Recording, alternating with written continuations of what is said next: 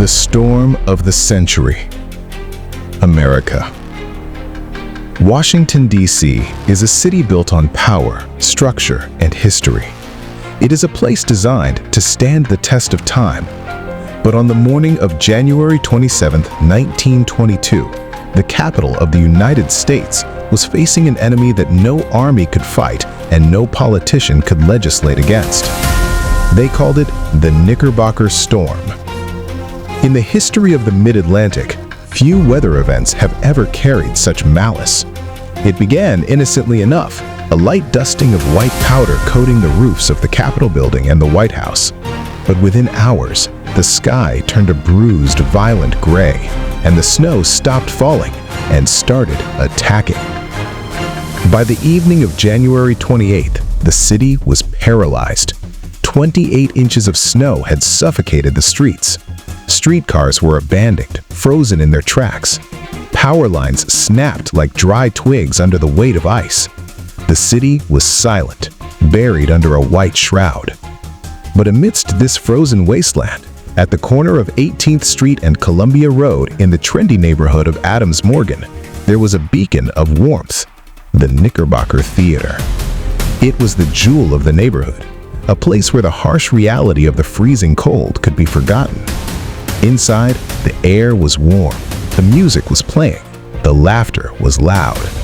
Hundreds of people, men, women, and children flocked there that night. They thought they were escaping the storm. They didn't realize they were walking into a trap.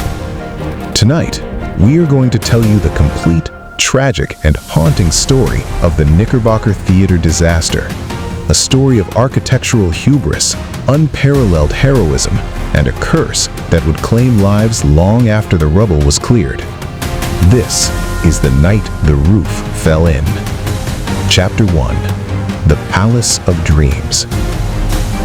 To understand the horror of the collapse, you must first understand the beauty of the building.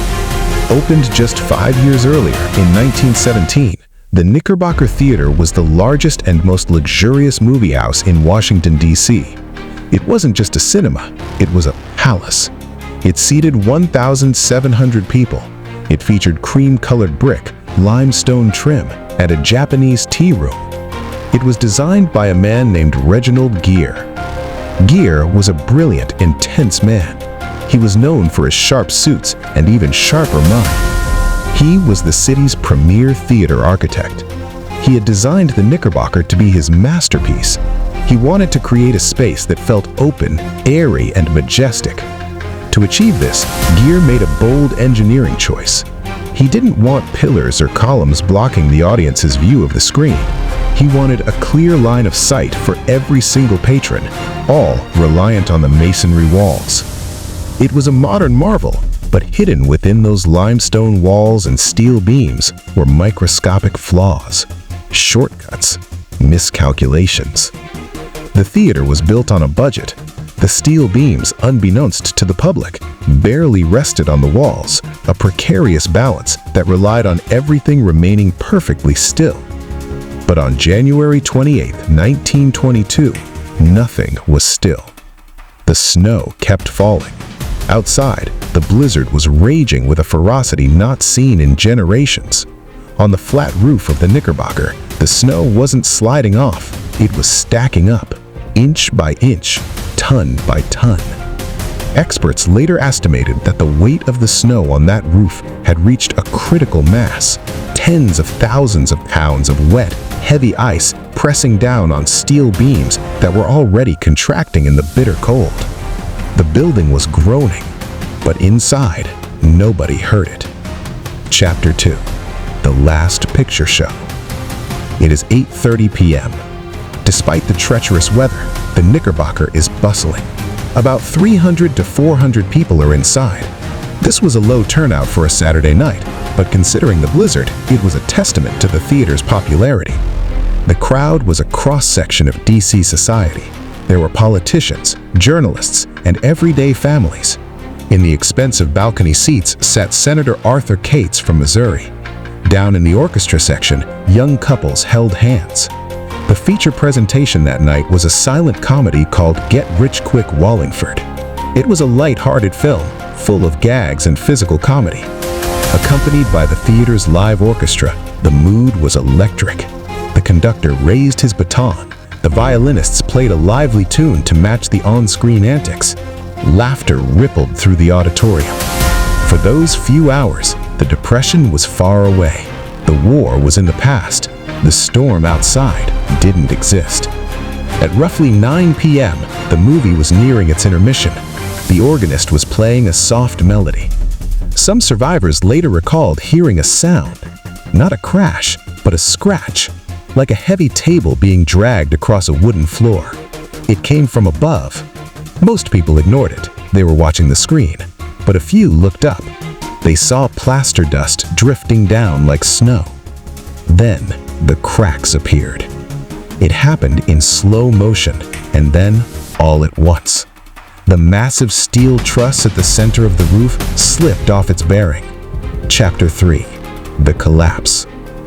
There was no time to run. There was no time to scream. With a sound that witnesses described as a violent clap of thunder, the entire roof of the Knickerbocker Theater detached from the walls. Hundreds of tons of concrete, steel, plaster, and 3 feet of heavy snow plummeted downward.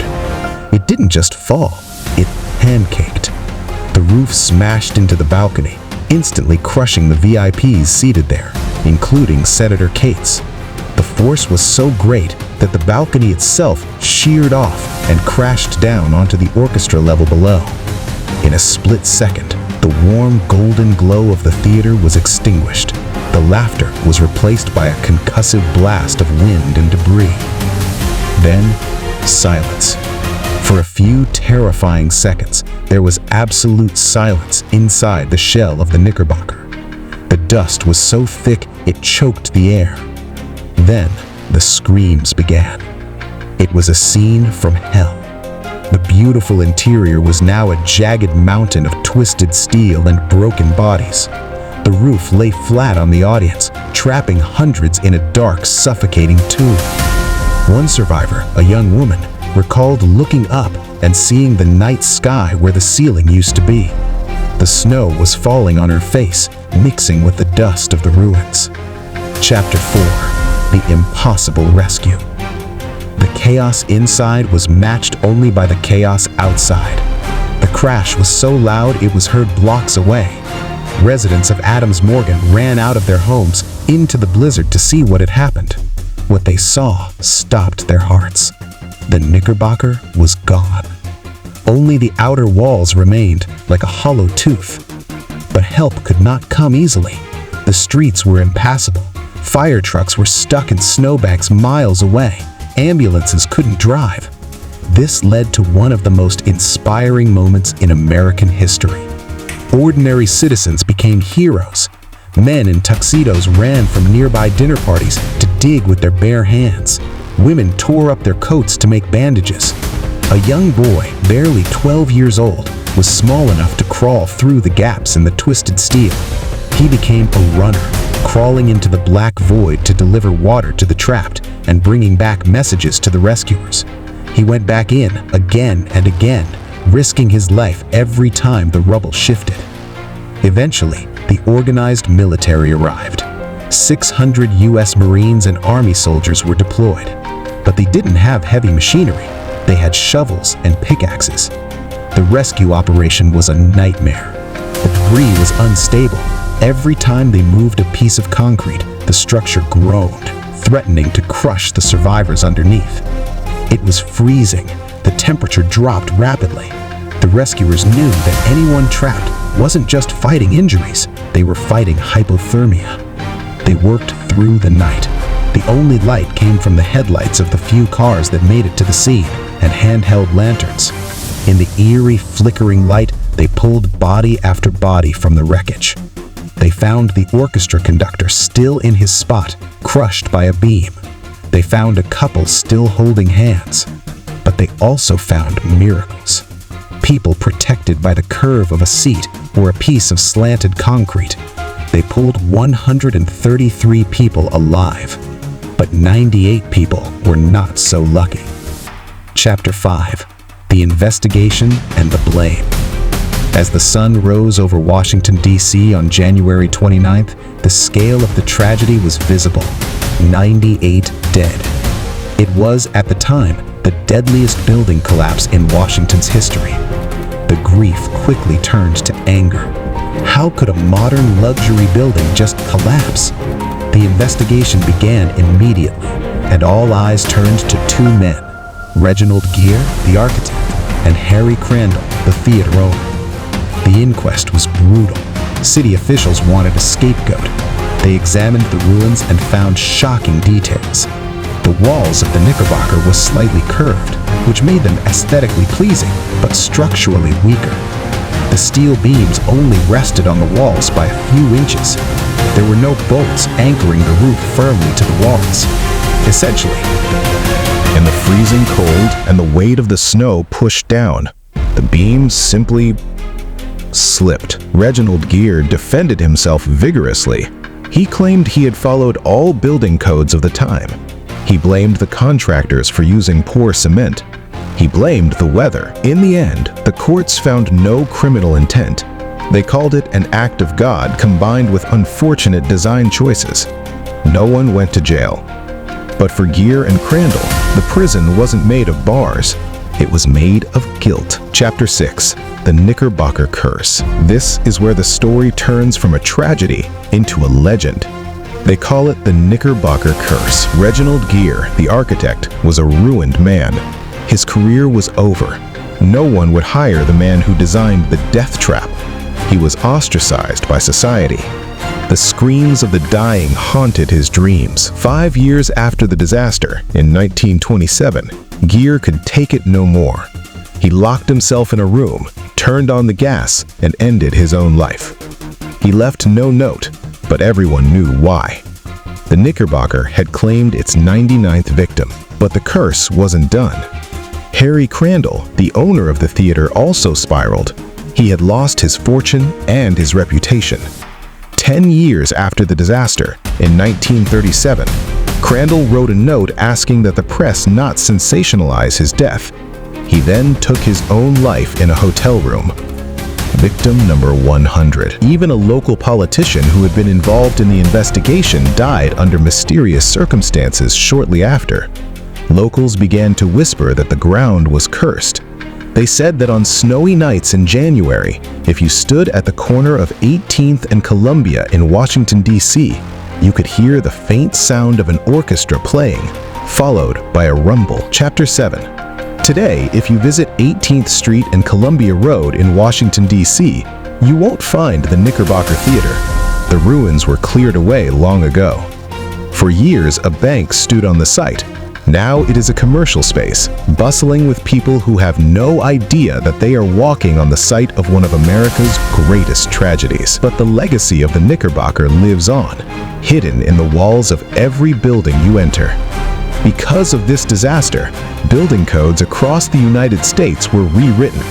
Engineers learned that good enough is not acceptable. They mandated steel anchors. They changed how snow loads are calculated. Every time you sit in a movie theater today or walk into a large auditorium, you are safe because of what happened that night in 1922. The 98 souls who died that night paid the price for our safety today. Conclusion. The story of the Knickerbocker Theater is a reminder of human fragility. We build great palaces. We think we can conquer the elements. We feel safe in our modern world. But nature is always stronger. And sometimes, history isn't just about dates and wars. It's about a snowy night, a silent movie, and the moment when the music stopped forever.